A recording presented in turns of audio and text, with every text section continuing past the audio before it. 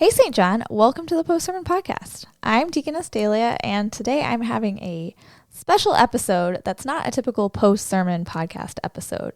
I'm not interviewing Pastor Adam, and I'm not interviewing Vicar Tim. I'm actually interviewing a couple of church members who are going to be talking about a vocation that had been given to them. I would like to have a couple of bonus episodes that are coming out in the near future that will be focusing on different vocations of church members here at St. John. And when I say vocations, I'm talking about callings or stations in life that have been given to us by God. So it's not just work, but thinking in terms of our relationships with one another. Am I a mother, father? Am I a son or daughter? Am I a brother or sister? Am I a friend? Am I a godparent? So all of these different relationships are vocations. They are callings from God where we get to love and serve our neighbor. And all of our church members have been given different vocations, but a couple of them are really, I think, interesting, and people don't necessarily know too much about them. And this vocation of foster parent actually is the first episode that we're focusing on. I get to interview Brian and Joy Schneck, who were foster parents for a period of time. And we had a really great talk, a really great interview about their experiences with foster care. They talk about what it is, why they decided to do it, a little bit about what to expect with placements. You'll hear their joys and their challenges with it, and just how, as Christians, we can think about foster care and how God is working through foster care to serve families. I hope you enjoy this episode and can see the blessing of foster care, and can also just give you a moment to reflect on your own vocations and how God is blessing others through you. All right, take care, you guys. Bye. Hey, St. John, welcome to the Post-Sermon Podcast. I am Deaconess Dehlia, and today I am having a special episode that is not a typical post-sermon podcast episode. I'm not even interviewing Pastor Adam or Vicar Tim today. I am going to have a couple of bonus episodes that are coming out in the coming weeks that are going to be focusing on different vocations of church members here at St. John. And I want to be able to give church members an opportunity to talk with me about different callings that they'd been given from God to serve their neighbor. And today we are going to discuss the vocation of foster parent. So here with me today are Brian and Joy Schneck. They are licensed foster parents in the state of Ohio. So welcome to the podcast. Thanks. All right. Is this the first time that you guys have been on a podcast? It definitely is, yes. But you listen to our podcast sometimes, right? Oh, Brian? yeah. I listen to podcasts probably 40 hours a week at work. So okay, very good. But first time to be behind the microphone. Correct. Yep. Yeah. All right. Well, good. This is exciting. I know it's kind of weird when you first talk into it and you just hear your voice and it's strange yet you're just having a natural conversation, but should be good. So anyways, Brian and Joy, I know a lot of people here at St. John know you guys. You've been here for a few years now, but maybe for those who don't know, can you tell me a little bit about yourselves? Sure. Joy grew up in the congregation. We were married here in 2006, and then we moved away while Joy did DCE work. We moved back to Ohio a little bit later, and we've been members here for, 3 years, 4 years. Since after or around COVID, right? I think yes, you guys started we came attending back during COVID. Yeah. Okay, very good. So, and tell me a little bit about your family. Yeah, so we have 4 children. Jack's 11, Emma is 9. Lincoln is in the preschool at the 5-year-old class, and Blaine is 2. Okay, very good. And besides raising your amazing children, what do you guys do? Because you both work at the church. Yes, currently. I am a forest teacher, and I teach Monday, Tuesday, Wednesday in the mornings. And I'm on staff as the church custodian, and I have been since June of last year, and I will be for a few more days, a few more weeks, something like that. Days? I say weeks. Yeah. I don't know when this gets edited. Very true. And you guys, you're leaving very soon. So tell us about the plans that are coming up for you guys. Sure. So For about the past 18 months, we've been working our way through the application process to go to St. Louis Seminary for the pastoral program. And that begins for me the second week of June. And so I'll be leaving this position and starting that new vocation very soon. Very good. And then you guys are going to be staying here For a little bit in the summer. Yes, we will find out hopefully in the next couple weeks when we will be able to move in. And then we'll be able to follow Brian and join him in St. Louis sometime between the months of June and August.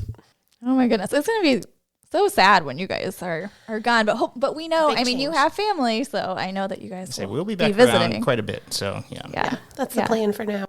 And every weekend for you for a while too. That's To help pack up and to help take care of the yeah. kids. Yeah. Yeah. All right. Well, very good. And then one little other question before we get into foster parenting. What's like a little known fact about yourself that, like a fun fact that maybe St. John members don't know? Fun fact about me. I don't know. I'm colorblind, and I have been for a long, long time. Really? Yeah, since birth.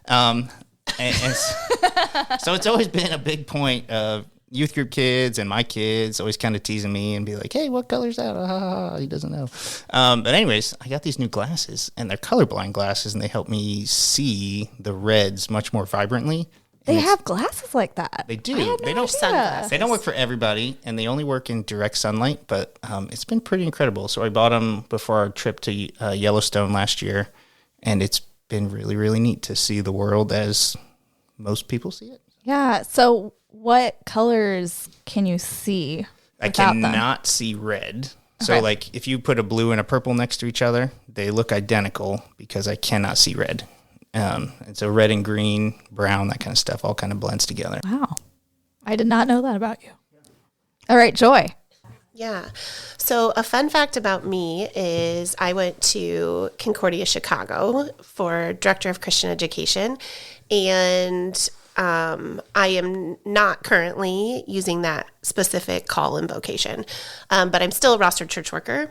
And that is a thing that I don't see myself doing in the very near future, but it does inform a lot of our decision making and impacts how we see life. And so, because I've worked at a few different churches in that role. And so, I don't feel like we're going into our next call, our next thing blind. Like we have experience working in the church. Well, and then growing up too, Bonnie being your mom, Yes. you've had experience Oh, too. definitely. And I've always volunteered and helped out and felt very at home, specifically in St. John. Like I remember walking into the office and seeing Linda Beal at the desk and saying hi to Pastor Ryman and Pastor Heimlich and just feeling like this was a safe and fun place. And I wanted to work in a church for a really long time or marry a pastor. So that's it's kind of coming to fruition. And that's why you were going to now. seminary. It's like, Oh, that's so cool. Yeah. And that's great that you're still rostered. Yes. I didn't realize that. That's awesome. Yeah. All right. Well, very good. Let's get into our discussion now as on your time as foster parents. Tell me, for how long were you guys foster parents for? 4 years. We were licensed for 4 years. Okay. Very That's good. 2 terms because they're 2 years long. Where you have to renew. Yes. Gotcha. And then I thought it would be a good idea just to talk about what foster care is, because I think some people might have certain assumptions about what it is or might not really know exactly everything. So, Sure. So foster care is the state's means to care for children who don't have the care that they need in their birth parents. So sometimes it's parents are deceased, or sometimes it's parents who don't have the means to care for them, or don't, for whatever the situation is. So the state steps in and takes custody of the child, which is not a good situation. So they look for homes to place the children into to provide the best means for them to be cared for and to grow and all that good stuff. Temporarily. The goal of foster care is first and foremost reunification of the family. So anything the state can do to get the birth parents into a place where their kids can return to their home is their primary responsibility, for the caseworkers and for the foster parents too. And then if that's not the case, then the secondary goal is to find a permanent place for that child to be moving forward. But that is a secondary goal for the state and the kids. But not everybody realizes that. Right. Yeah. So reunification with the birth family is the goal. Yep. And then if that does not happen for whatever reason, and there can be a lot of different reasons, then sometimes, and I know not always, but some foster parents could be given the option of adoption. Correct. And it usually has to do with what the foster parent's preference is. So because you have been forming and developing a relationship with that child, you are given usually first option if you are open to it to adopt. But they want foster parents to go into it with the goal of reunification. So it's kind of tricky. Some people go into foster care with the goal of foster to adopt. And so they're kind of put in their own, I feel like their own category, because then they're going to wait for a child to put in their care that is adoptable. And so the people that go into foster to adopt might be waiting longer or might not get exactly what they want. But that's tricky because then that's not ultimately the goal of reunification or the goal of caring for the child best, if they're just looking for a child of their own. So you mentioned how there's different categories, right? That going into it maybe solely just to be a foster parent, or you could also foster to adopt. Yes. And I think probably both are needed, right? Because there are going to be children who aren't going to be able to be reunified. And so that's good. But I can see what you mean about that being tricky too, because like you had mentioned, just the definition of foster care in general is to hopefully reunify with the family. I see what you're saying. Yeah. But, so what made you guys decide to do foster care and go on this adventure? I think for me, so long-term members out at St. John would probably remember that our family did foster and eventually adopt a child when I was in high school. And it actually was a really hard, very challenging time for us. And in that moment, I would probably have not said I would do foster care. But coming out of that, and then working on the West Coast and in different types of communities and cultures, I found that my heart and my mind was more open to loving on people that are struggling and that are going through hard times, and understanding that parents are struggling. And so how do we support and help guide them and keep their children safe at the same time? Because I would say there were quite a few people in Washington that we saw that were in and out of the system. And that we know that those children were not always safe in their homes, but we could help support and give some guidance and help to those parents. And then after we moved home, I worked at Atonement, and their pastor was doing foster care at that point.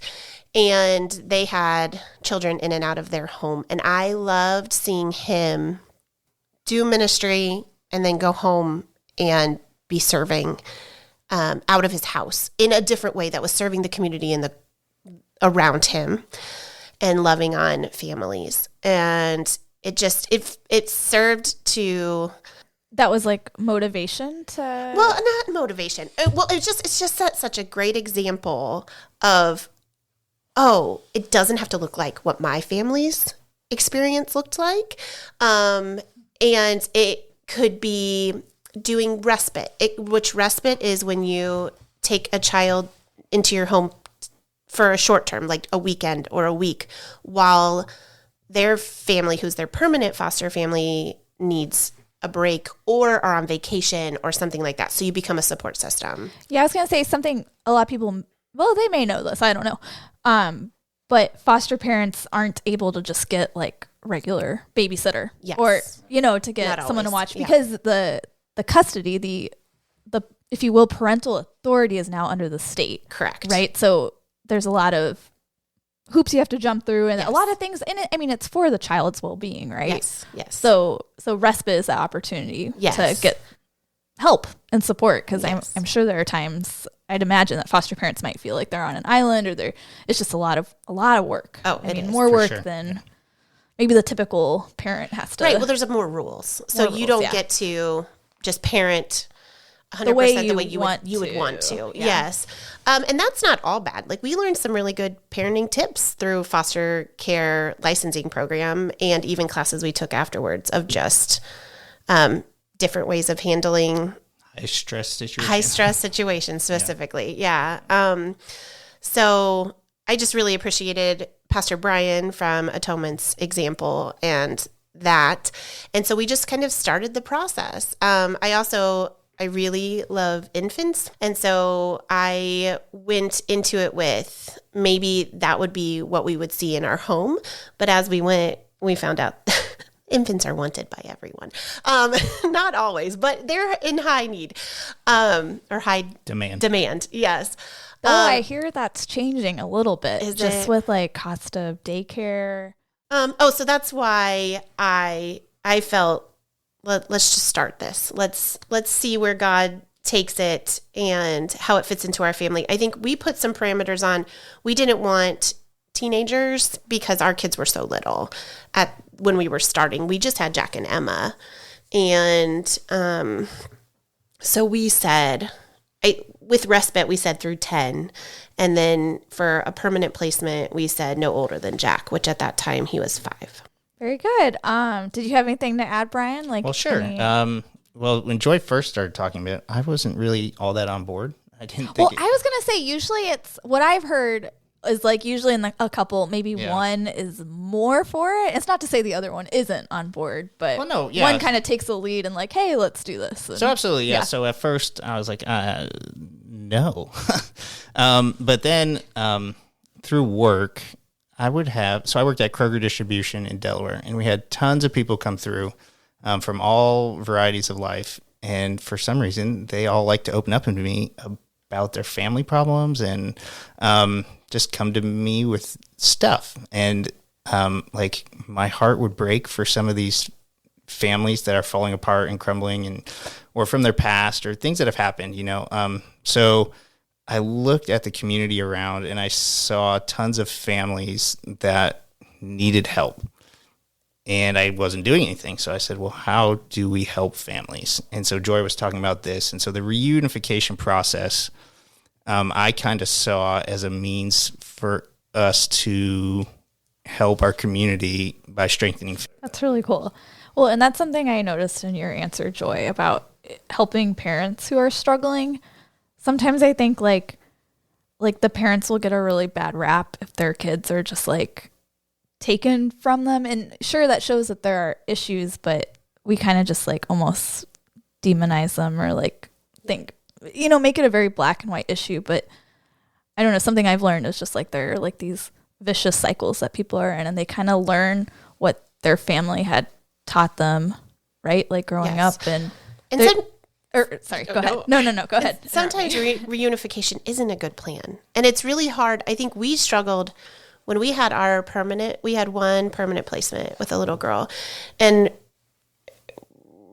we thought that maybe it wasn't a good plan for her to be going home, but we also know we don't know the whole story. But there are definitely times where, and she wasn't in a super dangerous situation at home. I've heard lots worse stories. But we have to trust that the state is doing their job and that they're working on the parents to help them. But also then when they make the call that it's not good enough, that the parents, or that they were so dangerous or so put them in dangerous situations. Maybe the parents, well, sometimes they are. Or had no desire to change their behavior. Yes, yeah. Like they weren't showing proof of it and stuff like that. And so it is hard as the foster parent to trust the system. Not just like the system, but the process. Trust the process. Yeah. But I don't know. I think that was hard for me, is that we're still working in a broken world with broken people. And so we just had to do what was in front of us and who was placed in front of us and support and take care of them. And that's why respite worked really well for us, honestly. So I guess okay, you mentioned you had one long-term placement. Yeah. So how many placements total have you guys had? So we've had the one, long-term placement, and then we worked respite for 3 years or so. We worked mostly with 4 or 5 other families from the same agency that we were licensed through. So, every month or every couple of months, we would have the same kids cycle through our house and spend the weekend with them or the week or whatever. And so we were able to build those relationships with the kids, and they would see it as like, oh, it's vacation time to come to the Schnecks and have fun in the backyard or whatever. And then we would also build those relationships with the other foster parents who, they needed the time, but it's also good to have other people who understand the circumstance to talk to and support emotionally, moral. That's so cool. So not only are you like helping these children, but you get to like talk and interact and get to know the parents as well. Yeah, and so Joy still has contact with almost every single one of the foster parents who have tabs on the kids that have stayed with us. And so I think a couple of them, the kids we've lost track of, but the families we still all know and talk to. And I really liked that role in the respite because we just got to be a listening ear and build those relationships and be another safe place for those families, for the kids and for the parents.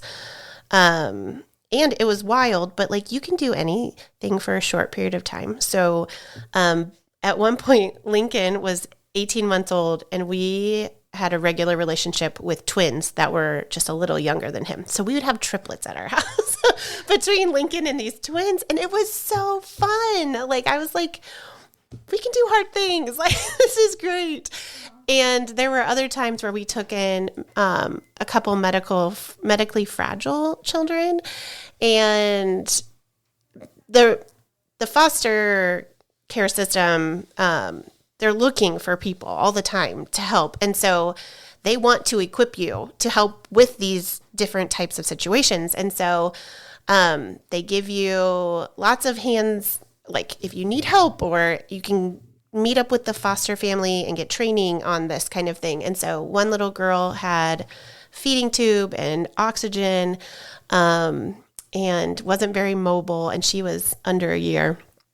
And we had her a few times. And and I was so scared the first time, but it worked and God provided. And I'm so glad that we could offer that respite for that family and give them that break. I remember you telling me that story, and you were helping, I think, with her. Is it oxygen? Is that right? And just how you felt like a super mom after that. Like, no, definitely. Yes, I'm like, oh, I can do it. Yeah, that's awesome.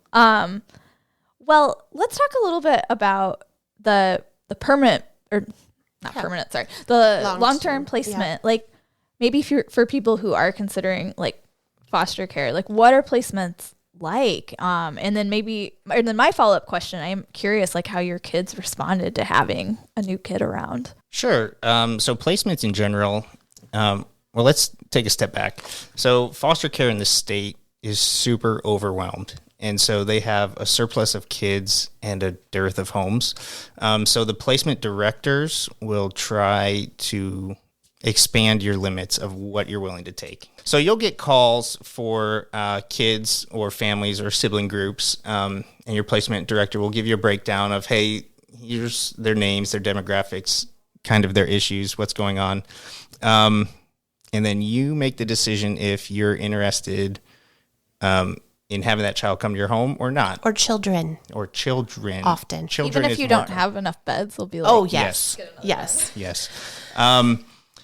But at the same time, they're also calling 4 or 5 other families too. So there were a couple times where we said yes to a kid, and then they called back an hour or two later and said that they've already been placed elsewhere. Really? Yeah. Yes, that happened. It happens a lot. Yeah.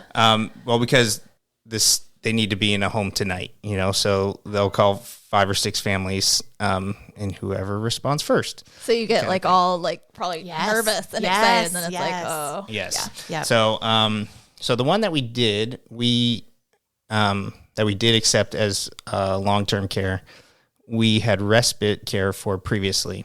And it's actually the sister of the medically fragile child Joy described. Mm-hmm. We had them both when we first, not for placement, but for respite. For respite, yeah. We had them both come, and then the family that had them needed to really focus on the one. And so we agreed to take the older sister into our home in long care. She was 4. So what that looks like is you have the caseworker who you're in contact with every couple of days, who asks you questions and you ask them questions, and they're your kind of support and go-to. Depending on each case, you'll have parental visits. So we had weekly visits downtown Columbus that we had to bring the child to, which were 2 hours. Mm-hmm. 2 hours. So, so it eats up an afternoon every week, which is not bad. And then you'll be responsible for all the doctor's visits and all that other stuff. And then the caseworkers will also have regularly scheduled visits in your home where they meet with you separately and just the child separately, and then spend some time where you're just interacting together to kind of check up on the child. And the caseworker will give you goals or tasks, or like, hey, these are the things that we're looking for in the child's development, or they might even give you updates on what's happening with the parents, but that's kind of rare. So another part of placements is interaction with the birth family. So the state gets to decide how much interaction. Is that true? I think there's lots of levels. Anyways. And I think the foster parent can even decide differently. Like they can say, when they're taking the child in, they can say, we're not going to want to interact with this parent. And if they still want that child in your house, the family? Yeah, the agency has to make those connections and stuff. I think you are right. But but like if the state says she needs to be able to call her, and you're saying, no, they can't call at my house, well, then she can't be at your house. Yeah. No. Right. Yeah. That's Okay. right. You're right. Sorry. Anyways, so our foster care, or the parent of our foster child had our phone number, and we'd make contact every once in a while, send pictures or things, but it wasn't intrusive in that circumstance. How did your kids respond to having another child around? I think that it was challenging, but there were times that they enjoyed it. I think Emma really enjoyed having a playmate. So Emma was younger than her. She just saw her as someone to play with. I think with like all new introductions into a family, there are challenges and there are struggles. And so anytime you take a foster child in, they're going to have their own baggage and they're going to have their own things they're struggling with. So our little girl that we had in our home was angry and upset and sad, which is typical for a child that's being put into foster care. And she went from being she wasn't an only child because she had that younger sister, but that younger sister had her own special needs and things. And so she, I think, was actually very doted on with given toys and attention at her home. That wasn't the reason that she was put into foster care, was that she wasn't given enough stuff. But then she came and she had to share in our house, right? So like she came into our house and she had her own room, but toys were shared and attention was shared and that kind of thing. And so that was a challenge for her. And it was a challenge for us because we tried really hard to give everyone the attention that they needed. But when your bucket is so empty as a child coming into foster care is in certain ways, then, and that their normal has been taken away, it was challenging for us. And so the kids, Emma had a friend that she could then play with, and still, so like when this child left, we made Emma a photo album and she looked at it and looked at it and looked at it. I think Jack was more like indifferent. I mean, like annoyed, older brother, and like there's another girl in the house. Oh yeah. But, 2 against 1. Yeah, but we really strove to do things one-on-one with our own kids. Like you have to do that, like to make time special, and I remember doing special things with just Jack, to to get him a break and get him out of the house and things like that and that kind of thing. And it's definitely challenging. The whole process is, I feel like we're actually kind of making it was challenging. like sound lighter than it is. I mean, like it was really heavy and hard.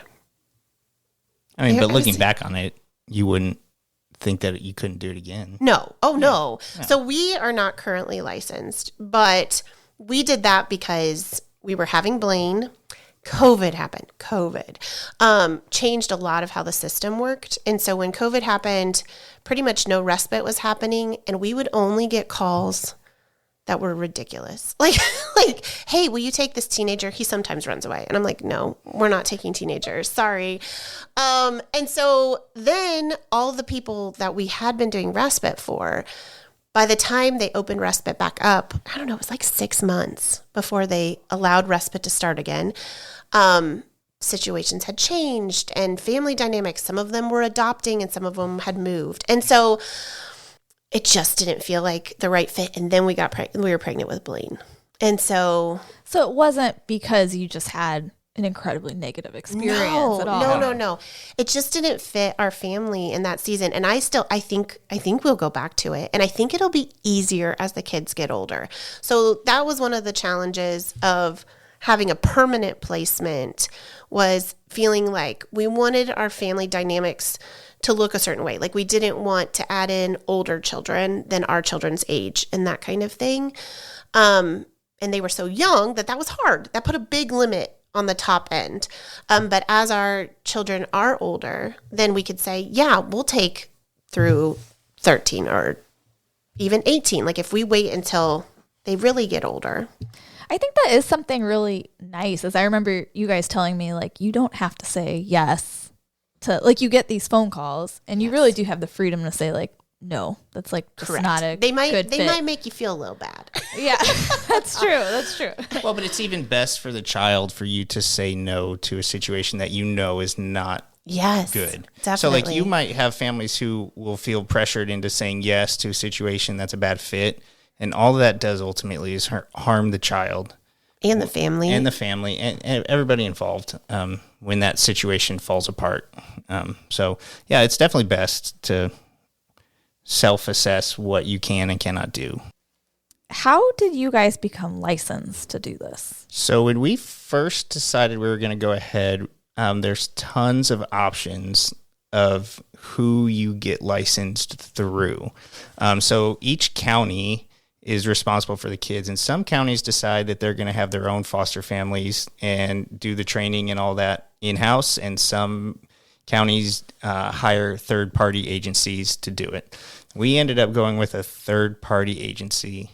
And so they arranged training. So what that was is 2 consecutive weekends, all day Saturday and all day Sunday. It turned out to be like 36 hours or something crazy. It's supposed to be 40, but I was going to say it was 2 weekends where we went up to Cleveland and got trained. And then after that, you have your in-home visits. And background checks. And references. And there's a whole thing. So besides the training in the classroom, your home has to be approved and meet certain standards of safety and certain standards of where children sleep and, what the layout, all kinds of safety measures and things like that. So I think we had 2 or 3 in-home visits to check out the living situation after the training before we could be approved for any kind of placement. How long total did all of that take you? I would say less than 6 months. Yeah, I have no recollection. Okay, but a few months. But under a year. Right. Our agency was really motivated to get families licensed. So they arranged all of the things for us so that we could get on their books as a family that can house as quickly as possible. I have a feeling that if you go through a bigger agency or through a county, it would probably move slower because you're in a bigger pool of people that are moving through. So you might have a more difficult time arranging visits or things like that. If you could tell us, maybe what is your biggest joy from the experience of foster and respite care, and then maybe biggest challenge as well? I think for me, it truly was that developing relationships with the other foster families and supporting them as they were doing their foster care by taking and giving them respite. I love, like Brian had said, I get Christmas cards from them, and I see them on social media and what they're up to and where their family is, whether some of them did end up adopting those children that we helped with, and some of them didn't. They went on and got to go back home. So I love to be able, because as the foster mom, there's a lot of things out of your control. Like, where is your child going, that foster child going for the weekend? And so to feel like that is a safe place they're going to. Because as a mom, I would not just send my child to a random stranger's house for the weekend because I needed a break. I know that it is a safe place where they will be loved on and cared for, and they will return to me whole. And so we got to be that for other parents who were just like us, that were putting their everything into these kiddos and didn't want to just have them go to strangers. And so we became a little extension of family, I think. So, like, some of the most immediate challenges is dealing with kind of the bureaucracy of the system. So you're with this child every day, you're caring for them, you know what they need when they need, and you have an opinion of what's probably best for them. And then these decisions are made by judges and caseworkers and what's the lawyer? Guardian ad litems, who spend almost no time with the kids and who have, well, what I viewed as a skewed opinion of the circumstances, right?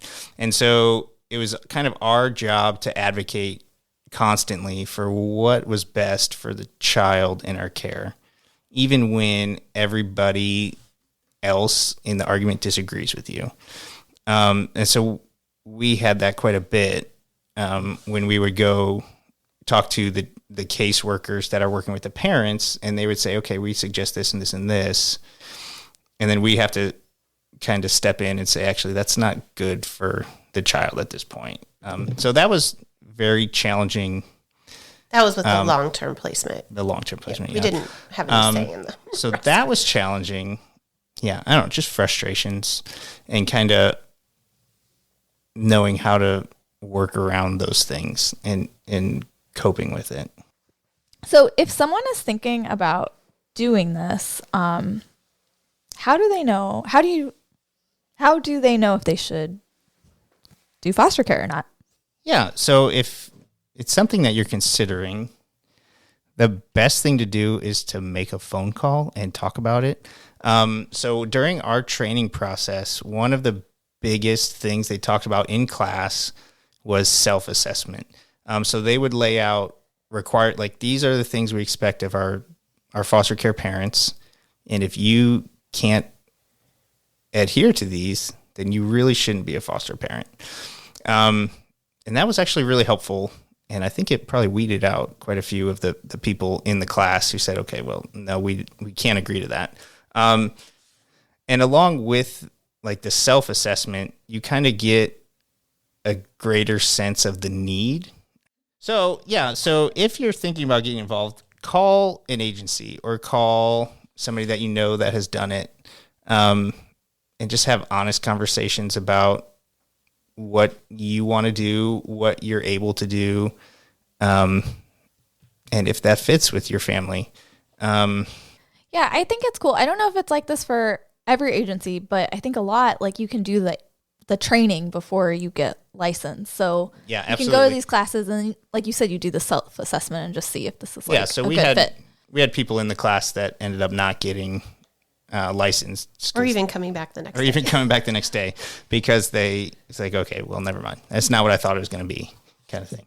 Well, and I think that, I mean, it comes down to being in prayer about it, and that you're going, okay, is this something that God is laying on my heart and that he is asking me to pursue, because it is going to be hard. And that's one of the things I was thinking about, how to speak into the fact that I think that sometimes when we're in our most challenging times, that's when you really see God's hand at work, right? And so there were days that were so hard, or I felt so overwhelmed, and the only place to turn was to God.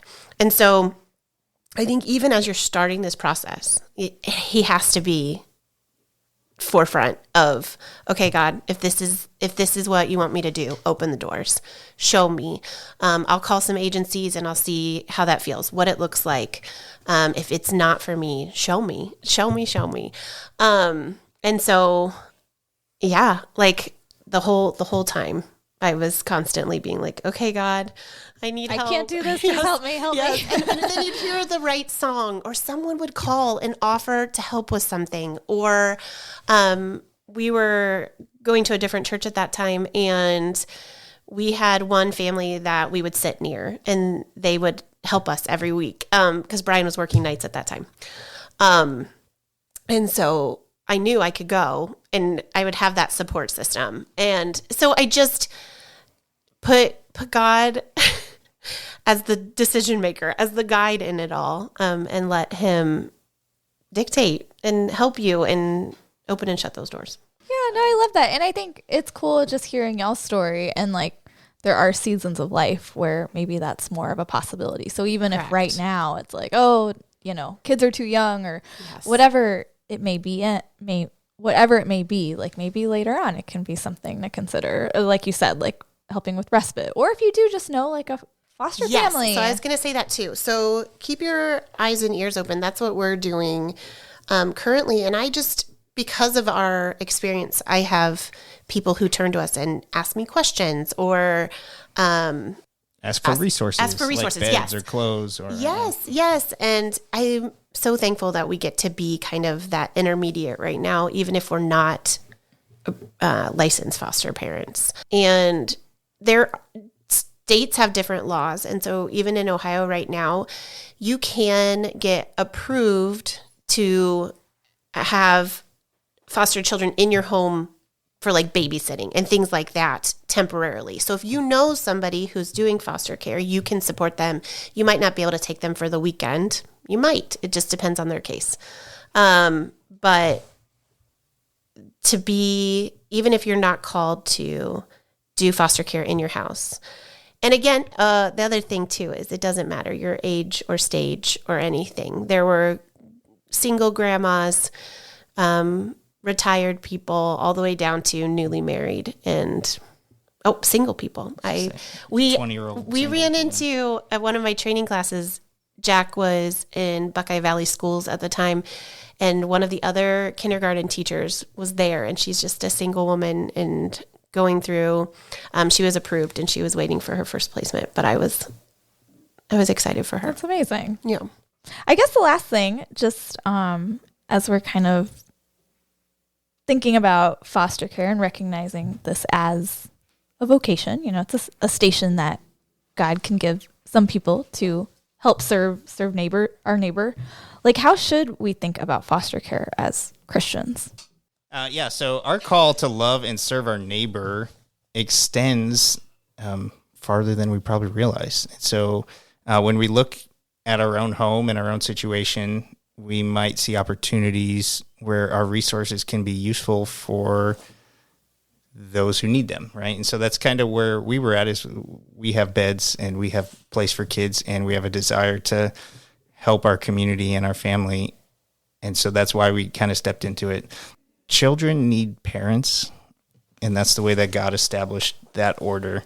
And so when they don't have parents, that's a bad situation. So if we can step in and rectify that situation, even temporarily, then we're caring for them.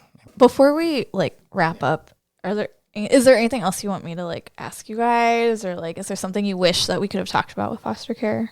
Yes. So, okay. So when we were talking about self-assessment, a lot of times you might say, well, actually foster care is not for me. That doesn't mean that you can't help foster care children. So every child that's a ward of the state has a special advocate that speak for them in the court system. And so a lot of times they're assigned to a lawyer, and that's called a guardian ad litem, who represents the child's needs only in court. But what's best, I think, is it's called a court-appointed special advocate, which is just normal citizens who go through some type of training and who they get assigned a single case, one child, to kind of develop a relationship with that child, to know their circumstances. And then when the court gets involved in these decisions, that court-appointed special advocate, their only job is to speak in the best interests of the child, which is really helpful because you have the birth parents who obviously want their children's back, and you have the foster care parents who have kind of a skewed interest. Even if you think you're neutral, you're really not, right? So this person is kind of removed from the situation, knows the child, and kind of works for what's best for them. And so we knew an older gentleman in Washington who did that, and it was really, really cool to see this retired grandpa get involved with young kids' lives.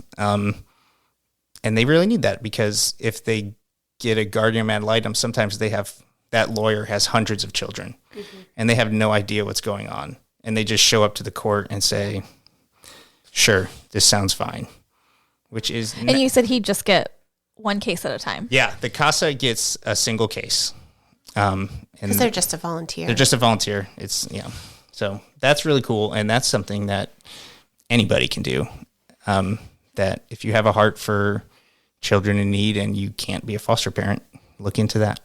That's wonderful. Yeah. Well, and I was thinking this episode's probably going to be bringing up a lot of maybe questions that people have. Is it okay if they just maybe come to you guys after church, or maybe for sure, email or something, call you? Yeah. No, that'd be fantastic. Yeah. Especially because some of these things sound really cool, but might be hard. Like, wait, where do I even look, or how do I? And so maybe you guys could always point them in the right direction if they want more information about it. No, absolutely. We'd be happy to talk and encourage and anything people want to know. All right. Well, thank you guys for joining me on this special bonus episode. I found this whole conversation really fascinating, and I agree with you guys. I think these kids and these families just need all the support in the world. And even if you're not sure what to do, just I guess at the very least praying is just such a good thing, and knowing that God is caring for them and will, even when we fall short in that. But anyways, that's it for today. Thank you guys. Take care. Bye. Bye.